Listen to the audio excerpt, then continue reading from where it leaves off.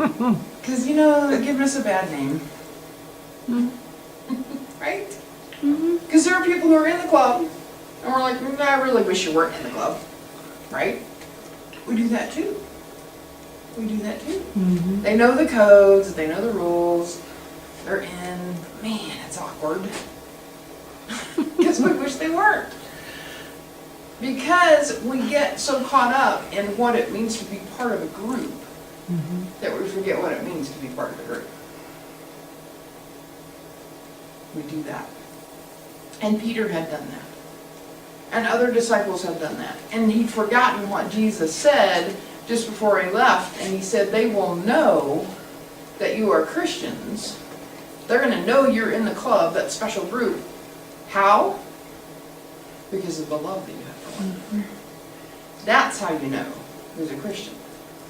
Now, it is really tempting and really difficult sometimes in our day and age when people use what they call Christianity as a weapon. As a way of saying, you're clean, you're acceptable, you're in the group, but only if you follow this list of rules. It happens a lot. You see it on Facebook every other minute. You say every other day, but really you don't have to go on. Right?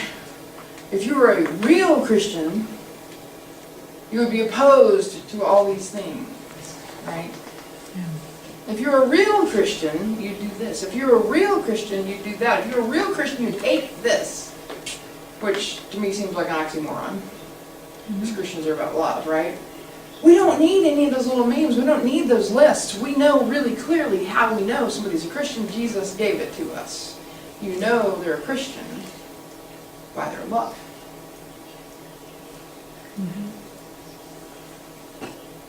And yet, it's really hard sometimes to keep ourselves in that position of love and to not judge those who we think sully that name, right? One of the biggest ways I think in our culture and in our world that we label things unclean, and our greatest temptations to do that, is when things are different. When people are different, we don't know how to deal with them. And so our first suspicion is not, oh, hey, cool, another person of God. Our first suspicion is, what do they want? Who are they? What are they about? And if they use a name for God that we don't understand, then it's really weird, right?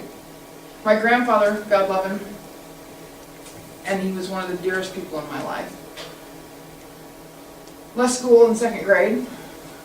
Couldn't read, except he could read his Bible. But he could not wrap his head around other languages. So if somebody came on television and they were speaking Spanish, he could not understand that that was an actual language. He said they're just babbling. And I would try to explain, no, Grandpa, it's just another language. This word means this. No, they're just babbling. So for somebody to say the word Dios, which is God in Spanish, he did not get that.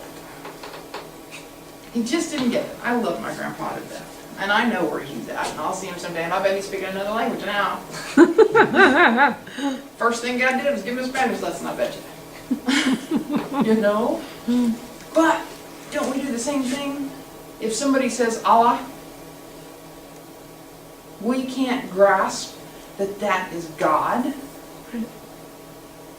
And here's the funny thing, is that we associate that word with Muslims because it's an Arabic word, but guess what? If you're Orthodox Christian or Coptic Christian in that same area, you use Allah for God because it's just a word for God in Arabic. But it's different. It's different for us. And so we assume that different is somehow bad, forgetting that God called all of us to be different as a sign that we were God's people to begin with. We're funny. You know, we were talking the other day about going out to eat because we'd love to try different Indian foods and that sort of stuff, and Middle Eastern foods as well. Well, it's kind of scary to go to a restaurant where you don't know any of the food, because what if you order something and then you hate it, right? And then you're still hungry and you're out money too. So the best way to do it is go to a buffet. right? Because even if you try to look at everything, surely something there you will like, right? Right. But even at that, you're going to tend to gravitate toward the things that you know, right? So Sammy and I went to the grocery store last night, and I thought, it's MCC, yeah, we have food. So let's make it a sermon illustration. So, how many of you know what this is? Close. Mango. Mango, very good. Mango. Very good. Who knows what that is? Fruit, yeah, kiwi. All right, I forget to live off that wheel there. Who knows what that is? Not a lime, but it looks like one. Does it Looks like a lime. What is it, Sam? It's a guava thing. Guava. What? Guava. Guava. Right? How about that? Looks like an apple, doesn't it? Tastes like styrofoam. Does it? We'll find out. We're gonna eat it in a bit. It looks like an apple, but it looks like a tomato too. Look at the top. It's a quince. Quince. Yeah. Remember that when you're playing Scrabble. Quince. Great Q word. Quince, right? How about this one? The guy at the register didn't get most of these. We had to tell him what they were. That one is? Sammy's cheating because she was looking about it. What is it? It's like a pepino. Yeah, a pepino. Pepino milk. What the heck? Yeah. And you went to the regular store? I went to Herman's. It's Yeah. Herman's. They have like Yeah. a whole exotic. And you get to fruit. try those afterwards, by the way. We're not gonna like torture you. So we also brought some bread. Now bread is funny because you ever got a piece of bread and you thought you're just having bread, Yeah. and you bite into it and you're like, what? That's different. Well, we have some breads. Should we tell them what they are? No. Yeah, we'll tell them. So I brought some herb bread for you.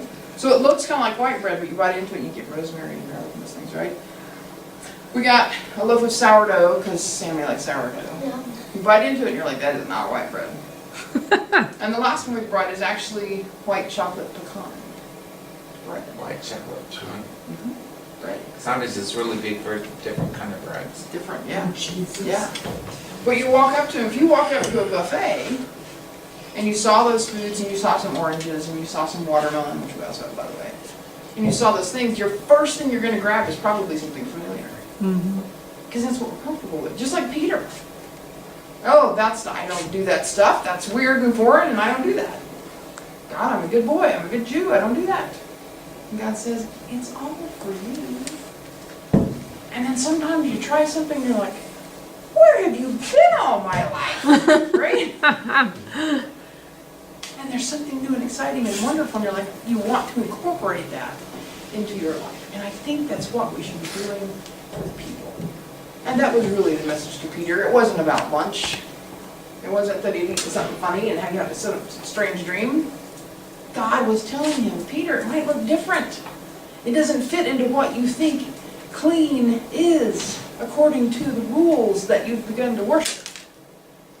Everybody is a part of God's realm. God has called us all clean.